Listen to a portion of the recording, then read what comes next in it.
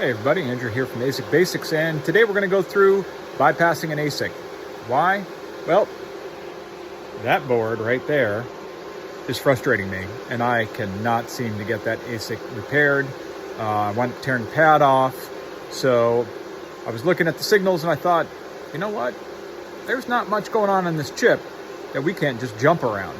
The board's not smart enough to know it shouldn't run with just 71. So today we're going to walk through and go ahead and wire it up and see if we can make it work.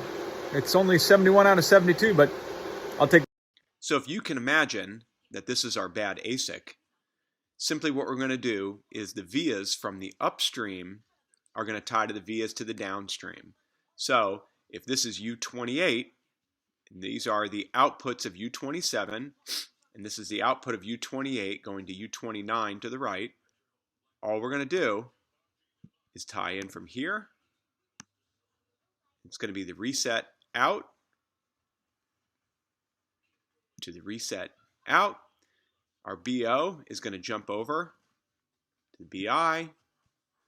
Our RI actually goes in reverse. It's irrelevant because we're still just jumping over. All right, C out, C in. And once again, our clock, difference with that is that's actually going to go here to X in, but it's still tied to the via here. Just of note, X out does not run to a via. X in is the one that runs to the via that you're going to be checking. So simply put, you're going to go from the 5 vias from the chip before to the 5 vias of the output of the chip that you're bypassing. So if we look at the schematic that's provided by Bitmain, you'll see X in, X out really only used on chip 1, and that's with the crystal to start the clock frequency to send it through. And here we just have a simplified schematic, and it's just showing from one IC to the next how we're just going to jump her. So essentially what we're going to do is we're going to go ahead and jump reset from chip 3 through 4 into 5. These are all on the output side of the chip itself. So what we're going to do is jump from the output this side, which is coming from ASIC 27, and mimic it here so it appears to be the output of ASIC 28, which is our bad ASIC.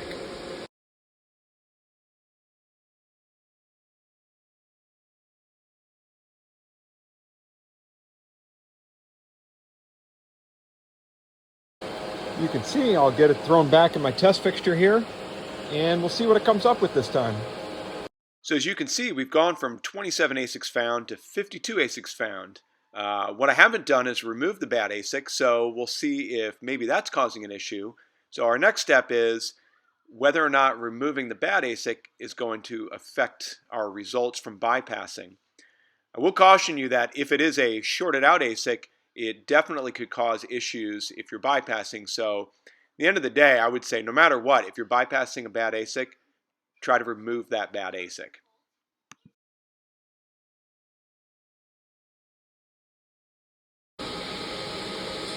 So we're going to go ahead and put some no clean flux on here, just help it reflow a little bit quicker. What we're going to do is we're going to pop this off. Now we did get 52 ASICs found by bypassing the wiring on the bottom.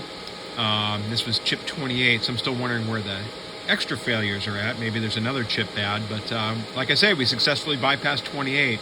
We'll see if it changes by removing U28 or not. So what we're going to do here, we're going to go ahead and try to reheat it and reflow the chip. I am not the greatest at this, hence why this probably doesn't work. But essentially what we want to do is spend about 30 seconds on this chip, get it reflowed, and it should pop off. Now I've already changed it, so I've used a lower temp flowing solder. So the hope is that it's going to come off a lot easier than it did before. But like I say, with these you just never know. Once the flux gets going, we should be able to just slowly tip it. I've got the heat gun here at 450. So that should get it going pretty quick.